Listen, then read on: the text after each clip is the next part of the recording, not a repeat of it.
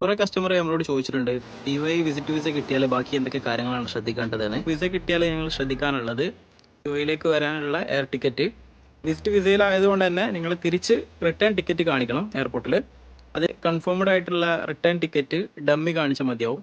അതായത് confirmed ticket തന്നെ ആയിരിക്കും. നിങ്ങൾ UAEയിൽ എത്തിയാൽ ക്യാൻസൽ ചെയ്യുന്ന പോലത്തെ കൺഫേംഡ് ടിക്കറ്റ് കൊണ്ടുപോകണം നിങ്ങൾ യാത്ര ചെയ്യാൻ, അല്ലെങ്കിൽ നിങ്ങളെ യാത്ര തടസ്സപ്പെടാനുള്ള ചാൻസ് ഉണ്ട്.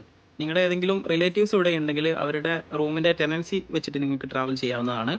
അല്ലെങ്കിൽ നിങ്ങൾക്ക് ഹോട്ടൽ ബുക്കിംഗ് നിങ്ങൾക്ക് കാണിക്കാം. അല്ല എന്നുണ്ടെങ്കിൽ നിങ്ങൾക്ക് ഇവിടെ വന്നിട്ട് നിങ്ങൾ വേറെ ബെഡ് സ്പേസിലാണ് പോകുന്നതെങ്കിൽ ട്രാവൽ ചെയ്യുന്ന സമയത്ത് ഹോട്ടലുകളിൽ തന്നെ നമുക്ക് കൺഫേംഡ് ആയിട്ടുള്ള ബുക്കിംഗ് വെച്ചിട്ട് അത് ഇവിടെ എത്തിയാൽ ക്യാൻസൽ ചെയ്യുന്ന ടൈപ്പ് ഹോട്ടൽ ബുക്കിങ്ങുകളുണ്ട്.